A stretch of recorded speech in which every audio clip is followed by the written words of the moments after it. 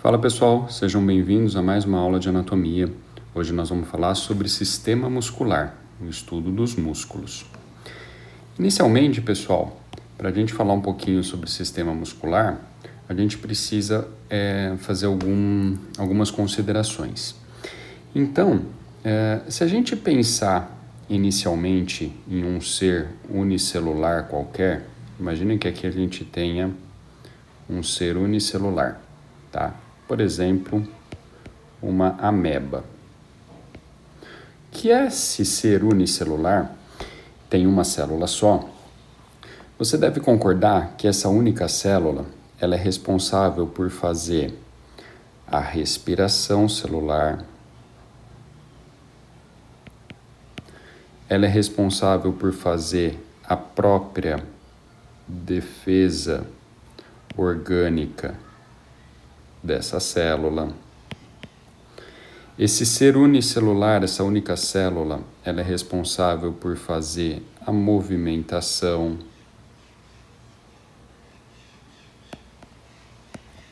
Esse ser unicelular, essa única célula, é responsável por fazer a excreção dos metabólitos. Ou seja, gente, essa única célula aqui, a ameba, ela é responsável por si só por realizar todas as funções orgânicas daquele indivíduo.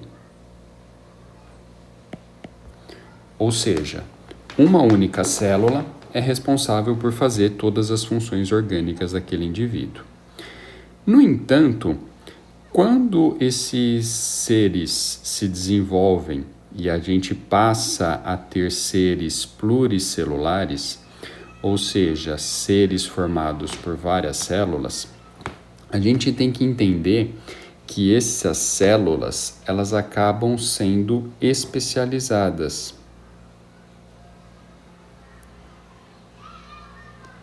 Ou seja, nos seres pluricelulares, nós temos, por exemplo, uma célula que ela é especializada em conduzir ou gerar um impulso nervoso.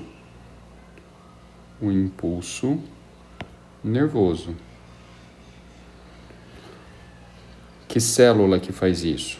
Quem vai fazer isso, por exemplo, é o neurônio.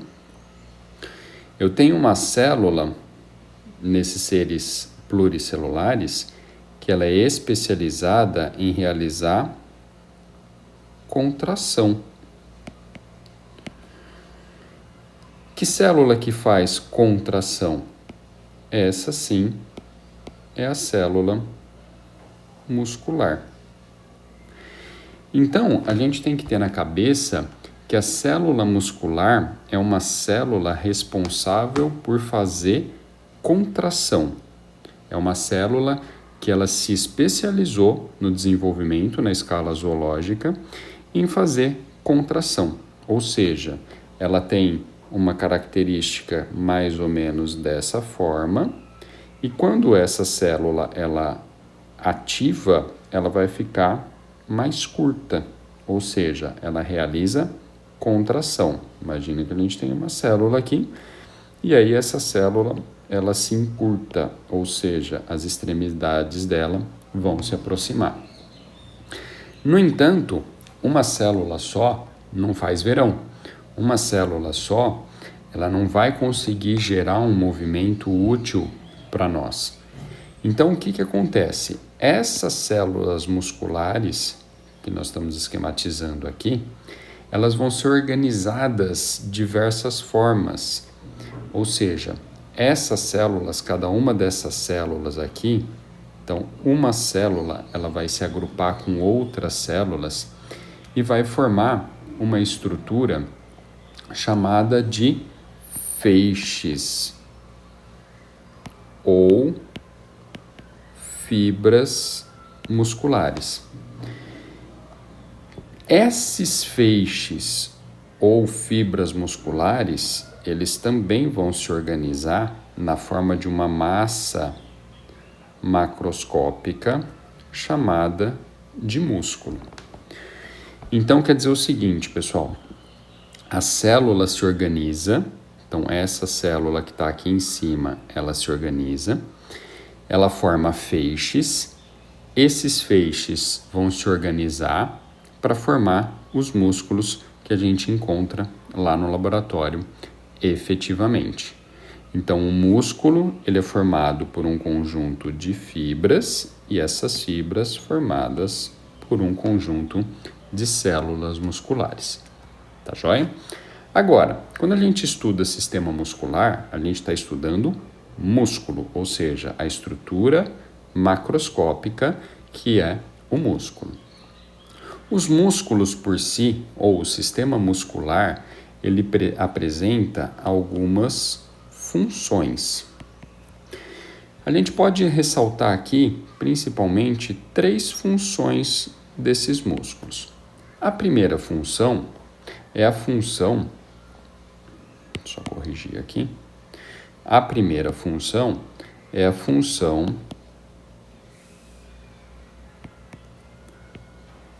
de agir como ou atuar como a parte ativa do aparelho locomotor. O que é isso, gente? Durante o movimento, quem efetivamente realiza uma contração muscular é o músculo.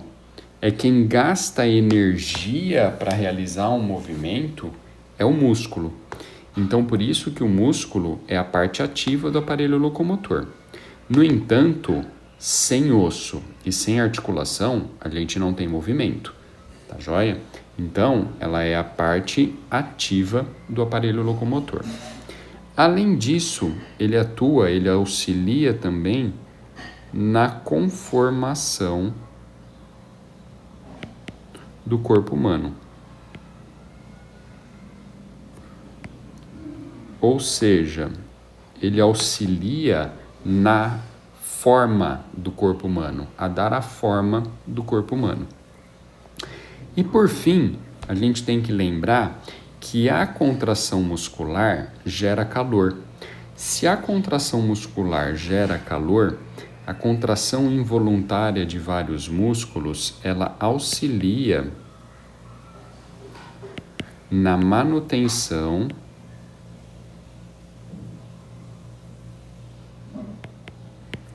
da temperatura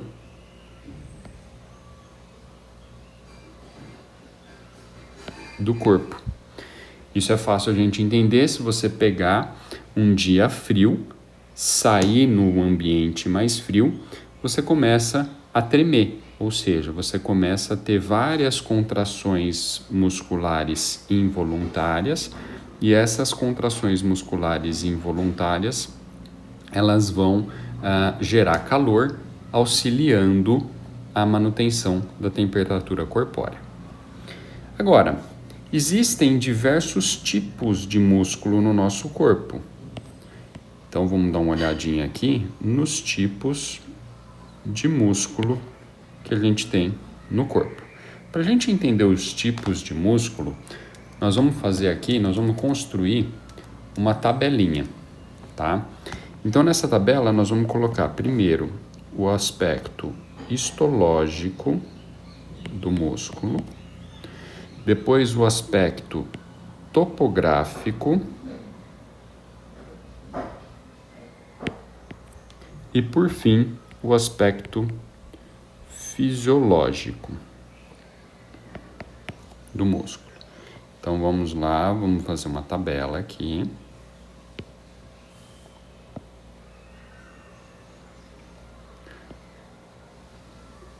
Histologicamente, existem 2 tipos de músculo no nosso corpo.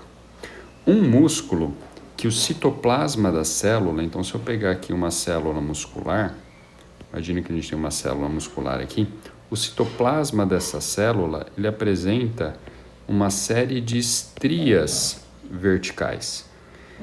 Quando a gente pega esse músculo, histologicamente, a gente classifica ele como um músculo estriado. Agora, eu posso pegar uma outra célula muscular que ela não tem essas estrias verticais. Então, esse tipo de músculo, ele histologicamente é chamado de músculo liso. O que acontece, pessoal? Esse músculo histologicamente classificado como estriado, ele tem pelo menos uma das extremidades, elas estão fixadas ao esqueleto. Então, topograficamente, esse músculo que ele é estriado, ele vai ser esquelético. Então, o que é um músculo esquelético? Um músculo esquelético é que tem pelo menos uma das suas extremidades fixadas ao esqueleto. E o músculo esquelético, ele tem um aspecto histológico de estriado. O músculo liso, ele não está preso ao esqueleto. O músculo liso, ele vai estar sendo encontrado na parede das vísceras. Então, topograficamente, ele é um músculo visceral. Agora, o que difere um do outro dentro do aspecto histológico? Que o músculo, que histologicamente ele era estriado, topograficamente ele é esquelético, fisiologicamente esse músculo vai ser de contração voluntária. Enquanto que o músculo liso, que era também encontrado na parede das vísceras, visceral, fisiologicamente ele é involuntário. Tá joia? Então, normalmente, o músculo estriado, ele tem uma das extremidades fixadas ao esqueleto, por isso ele é esquelético, ele tem contração voluntária. O músculo liso, ele está em contato com a parede das vísceras, ele é encontrado na parede das vísceras e fisiologicamente ele é de contração involuntária. Agora, existe uma exceção a essa regra. Então, existe um terceiro tipo de músculo aqui, que esse terceiro tipo de músculo, ele tem um aspecto estriado. Topograficamente, esse músculo é visceral e fisiologicamente ele é involuntário. Essa exceção que está aqui, essa exceção, ela é o músculo cardíaco. Ou seja, o músculo que forma a parede do coração. Bem, por que isso?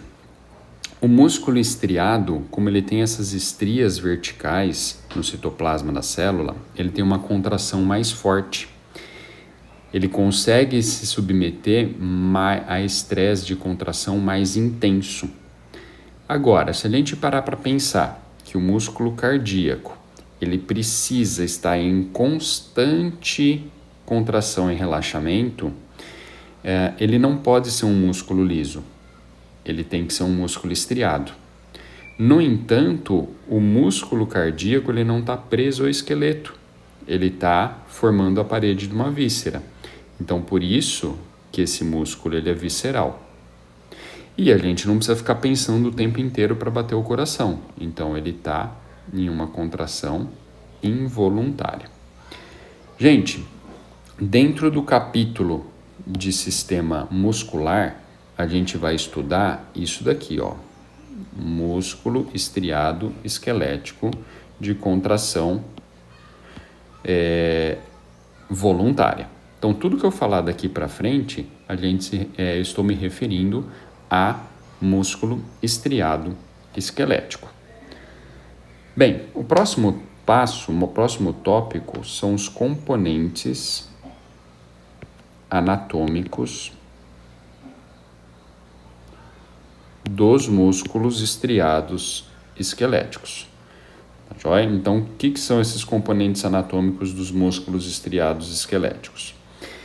Bem, Todo músculo estriado esquelético, ele vai apresentar alguns componentes anatômicos, que são o ventre muscular, o tendão,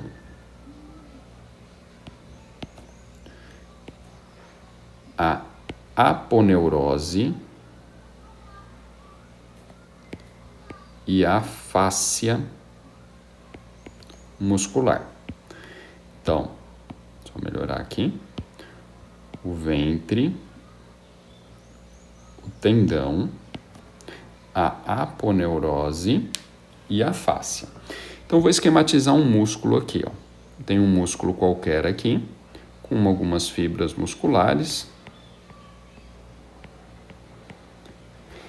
E essa parte que eu desenhei agora, que é onde efetivamente a gente encontra as fibras musculares, a gente vai chamar essa parte aqui de ventre muscular.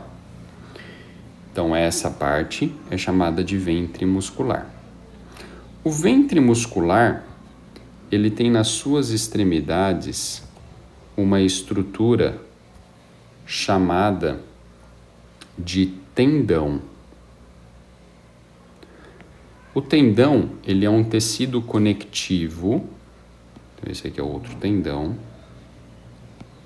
É um tecido conectivo denso, que ele tem a função de conectar o músculo ao osso. E especificamente, o tendão, ele tem a forma cilíndrica ou a forma de fita. Então, ele é uma estrutura que sempre vai ter a forma cilíndrica ou a forma de fita. O que difere o tendão de uma aponeurose é justamente a forma. Se eu pegar um músculo que tenha esse aspecto aqui, ó, tem as fibras musculares aqui, isso daqui é o ventre, assim como esse daqui. Ou seja, aqui no ventre onde estão as células musculares. É essa parte que vai se contrair. Só que, se eu pegar a extremidade desse músculo, ela vai ter um aspecto, ela vai ter uma estrutura que tem um aspecto que não é na forma de cilíndrica ou de fita. Ele é um aspecto mais laminar.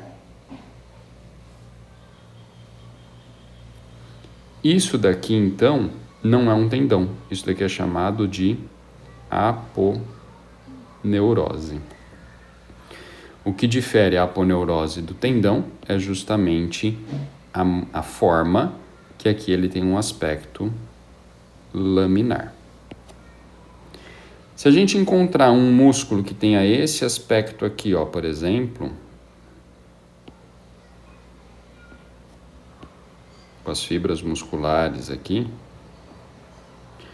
esse tendão, esse músculo, por exemplo, ele vai ter em uma das extremidades dele um tendão, em outra extremidade ele vai ter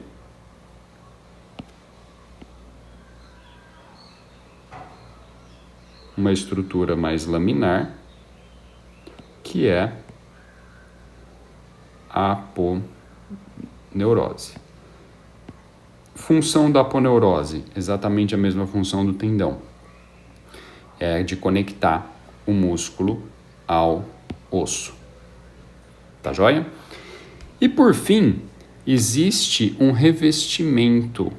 Então, o ventre muscular, ele é revestido por um tecido conectivo também, que serve como uma bainha de contenção, chamada de fáscia muscular. Então, a fáscia muscular, ela vai servir como uma bainha de contenção para os músculos, para manter as fibras musculares unidas e organizadas, e ela vai servir também para diminuir o atrito existente entre os grupos musculares. Bem, 2 conceitos que eu queria passar para vocês são os conceitos de origem e inserção.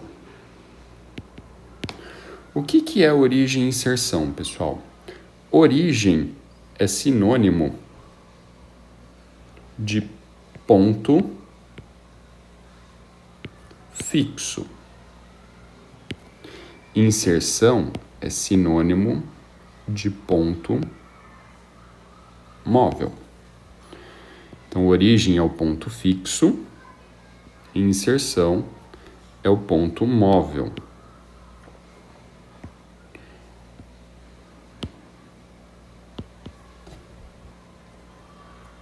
Origem é o ponto fixo,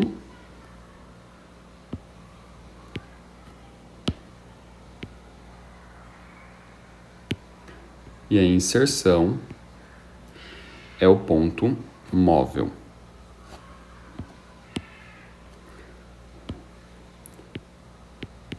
Fixo.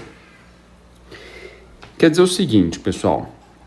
Se a gente tem um movimento, por exemplo, um movimento de flexão do antebraço. O músculo que faz flexão do antebraço, então imagine que a gente tem um osso qualquer aqui e outro osso qualquer aqui. Entre esses 2 ossos, a gente tem um músculo, que esse músculo aqui qualquer, ele tem o ventre, tem o tendão, tem a fáscia, tudo aquilo que a gente já estudou. Quando esse músculo ele fizer o movimento, essa parte vai se contrair e esse osso vai se aproximar desse daqui. Então, isso vai ser deslocado para cá. Essa extremidade do músculo, você concorda que essa extremidade do músculo ela está fixa? Então, isso daqui é o ponto fixo. E essa extremidade do músculo que efetivamente está se movimentando, então isso daqui é o ponto móvel. Então nós vamos chamar o ponto fixo de origem e o ponto móvel de inserção.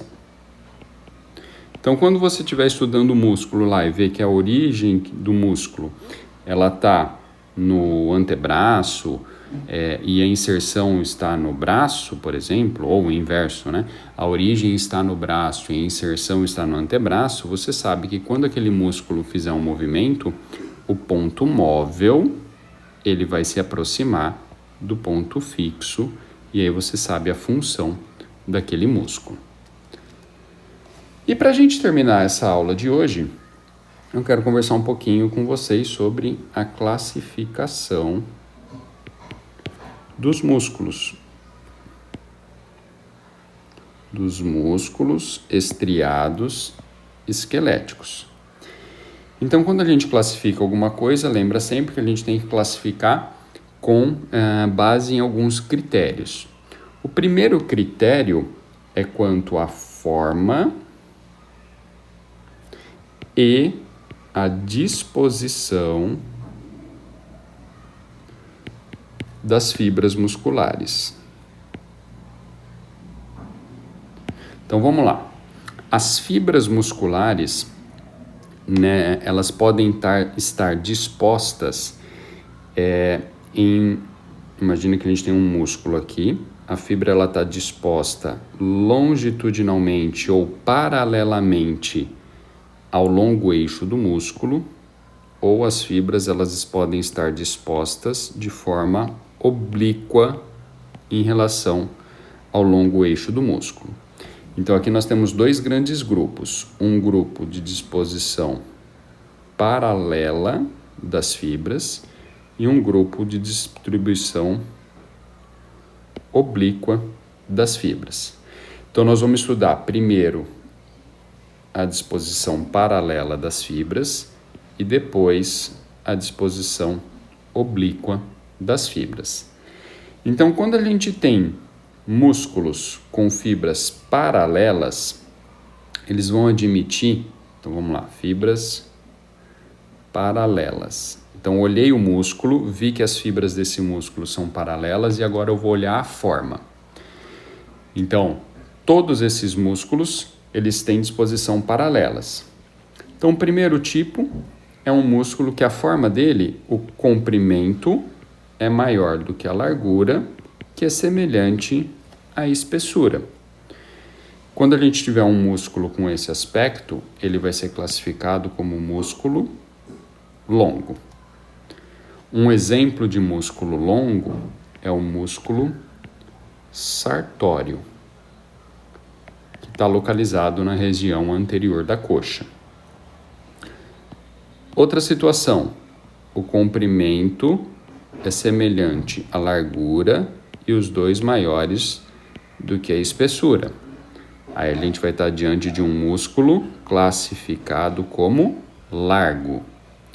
Um exemplo de músculo largo é o músculo glúteo máximo. Outra situação, a gente tem um músculo que tem um aspecto fusiforme, um aspecto difuso. O que é um aspecto difuso? Ele tem esse aspecto aqui, ó. As extremidades, elas são mais afiladas do que o ventre. Esse músculo, ele é classificado como músculo fusiforme. Um exemplo de músculo fusiforme é o músculo braquial, localizado na região anterior do braço. E por fim, a gente tem um músculo chamado de músculo em leque. O músculo em leque, ele tem mais ou menos esse aspecto aqui, ó. As fibras também são paralelas ao longo eixo. Ele tem um tendão aqui e aqui ele vai ter uma aponeurose. Lembrando, um leque, um exemplo de músculo classificado como em leque é o músculo temporal. Então, com a disposição paralela das fibras, a gente pode ter essas classificações. O músculo longo, ele tem um comprimento maior do que a largura e espessura, então ele vai ter um aspecto mais ou menos assim. O músculo largo, ele tem um aspecto mais ou menos assim. As fibras paralelas, e aí a gente tem uma aponeurose aqui, uma aponeurose aqui. Um músculo cujo ventre dele é mais largo do que as extremidades, ou seja, ele se afila nas duas extremidades, é um músculo fusiforme. E o músculo em leque, que ele tem o aspecto de um leque. Com a disposição oblíqua das fibras, a gente vai ter basicamente três classificações.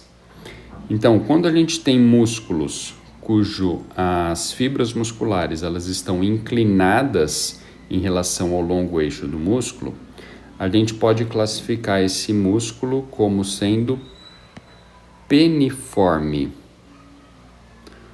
O que é um músculo peniforme? Um músculo peniforme, ele tem esse aspecto aqui, ó. Então, a gente tem uma linha tendínea no centro desse músculo e as fibras estão inclinadas dos dois lados dessa linha tendínea.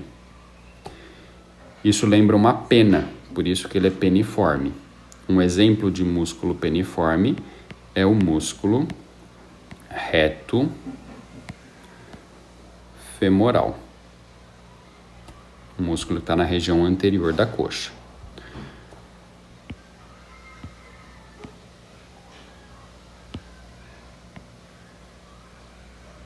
reto femoral. Bem, uma outra situação é que essas fibras inclinadas em relação ao longo eixo do músculo, elas podem estar dispostas somente em um dos lados do músculo. Elas têm esse aspecto aqui, ó. Isso daqui, então, lembra uma meia pena. Então, esse músculo ele é classificado como semipeniforme. Então, o músculo classificado como semipeniforme, ele tem as fibras oblíquas, eles têm as fibras inclinadas e essas fibras estão somente em um dos lados dessa linha tendínea. Um exemplo é o músculo extensor longo do hálux. Músculo extensor longo do hálux.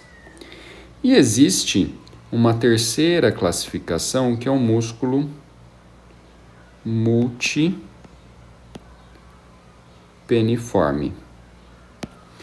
O músculo multipeniforme ele tem fibras inclinadas em diversos sentidos.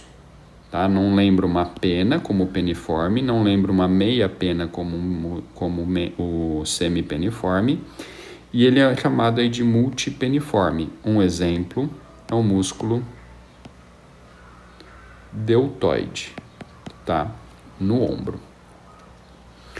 Bem, com isso a gente classificou os músculos quanto à forma e classificamos os músculos quanto à disposição das fibras. Agora nós vamos classificar os músculos quanto ao número de origens. Quando a gente classifica os músculos de origens, a gente vai atribuir a seguinte classificação a um músculo que tenha duas origens e uma inserção. Esse músculo que tem duas origens e uma inserção, ele vai ser chamado de bíceps.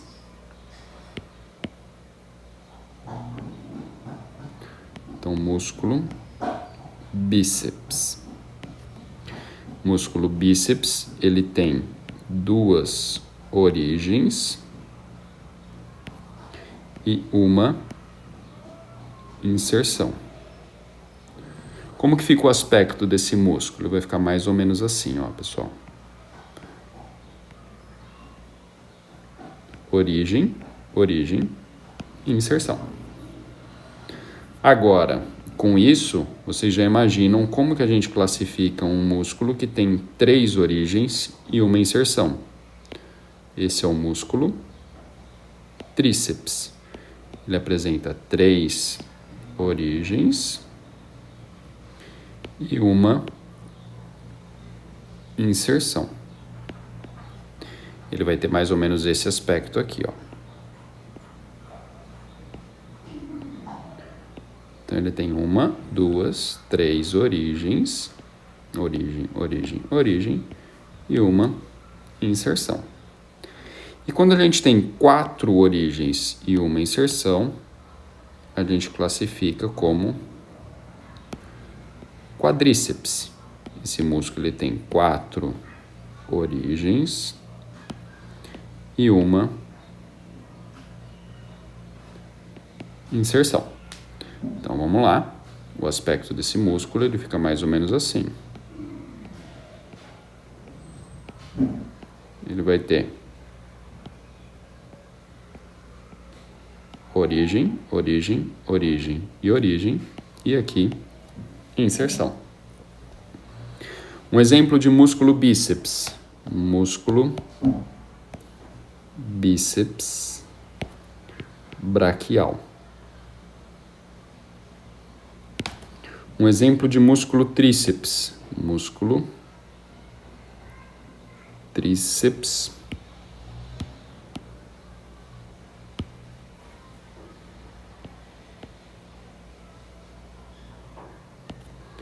sural, por exemplo.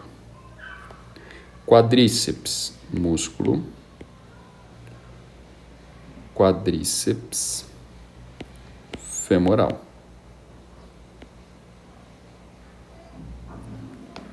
Então, o músculo bíceps braquial fica na região anterior do braço, o tríceps sural ele fica na região posterior da perna e o quadríceps femoral fica na região anterior da coxa. Bem, se a gente classificou esses músculos quanto ao número de origens, agora a gente pode classificar também quanto ao número de inserções.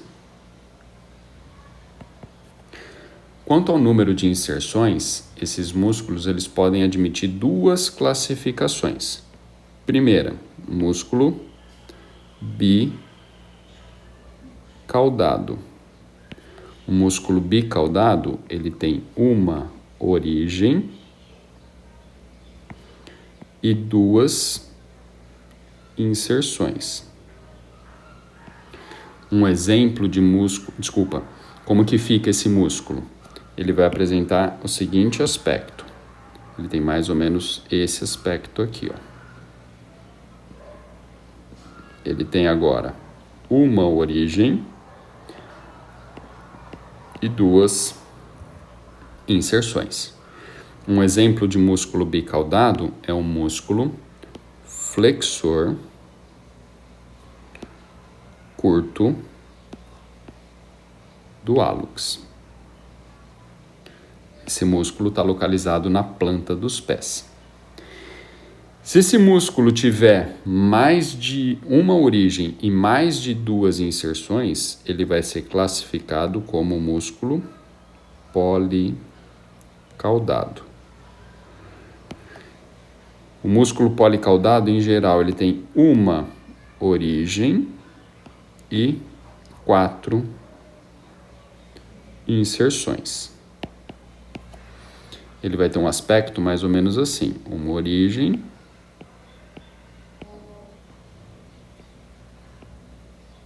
e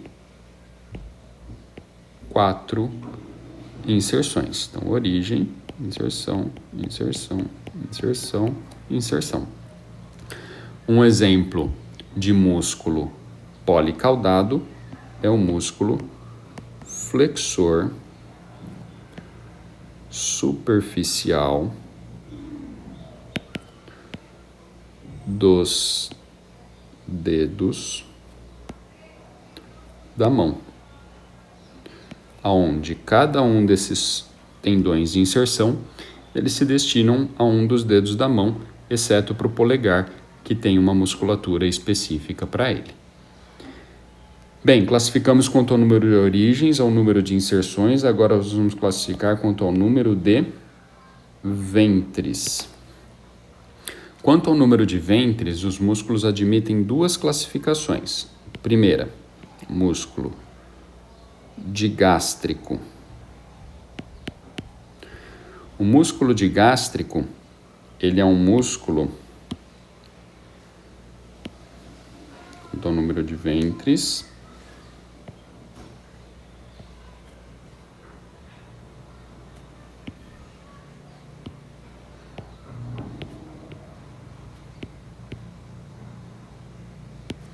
ele vai apresentar músculo digástrico. O músculo digástrico, ele apresenta esse aspecto aqui. Eu tenho um ventre, outro ventre. Ele tem uma origem aqui, uma inserção aqui. Aqui é um ventre, aqui é um ventre. Obrigatoriamente, pessoal, esse músculo ele precisa de um tendão intermediário. O que é o tendão intermediário? O tendão intermediário ele vai conectar os dois ventres. Então, o músculo ele só pode ser classificado como digástrico se ele tiver dois ventres e um tendão intermediário. Um exemplo de músculo digástrico é o próprio músculo digástrico. Então, tem um músculo no nosso corpo, que fica lá na cabeça, que chama músculo digástrico, e aí coincide a classificação com o nome dele. Agora, Se esse músculo ele tiver mais de 2 ventres, consequentemente, mais de um tendão intermediário. Então, por exemplo, a gente tem aqui, ó, ventre, ventre, ventre e ventre. Tudo isso daqui é tendão intermediário, origem e inserção. Ou seja, esse músculo ele tem, por exemplo, 4 ventres e 3 tendões intermediários. Esse músculo ele vai ser classificado como um músculo poligástrico. Um exemplo é o músculo reto do abdômen. Com isso, pessoal, a gente classificou os músculos quanto ao número de origens, número de inserção, número de ventres e quanto à forma e disposição das fibras. A última classificação é quanto à função.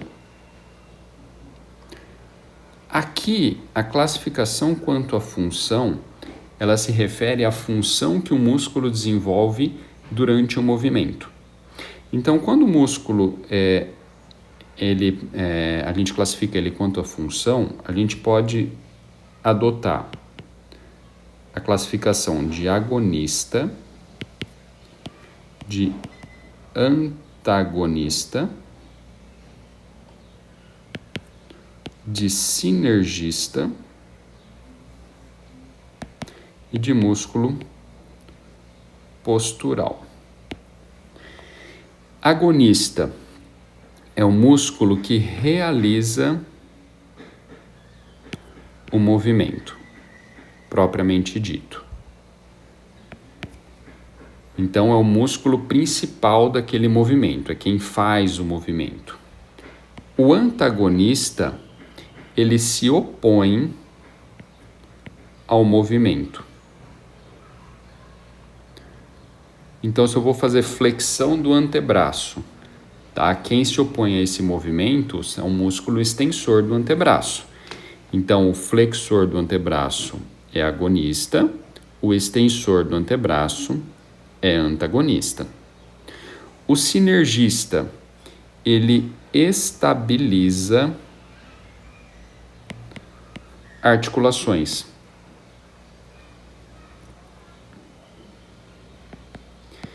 Então, o músculo sinergista, ele vai atuar estabilizando algumas articulações próximas àquele movimento para que o movimento aconteça de forma adequada. E o músculo postural, ele mantém a postura e o equilíbrio durante o movimento. Então, para que você consiga manter a sua postura e o seu equilíbrio durante o movimento, existe uma série de músculos posturais que vão manter essa postura e equilíbrio. Tudo bem, pessoal? Então, é isso que a gente tinha para hoje, essa nossa aula de sistema muscular. Se você gostou do vídeo, pode compartilhar, se inscrever no nosso canal e até a próxima aula. Um abraço.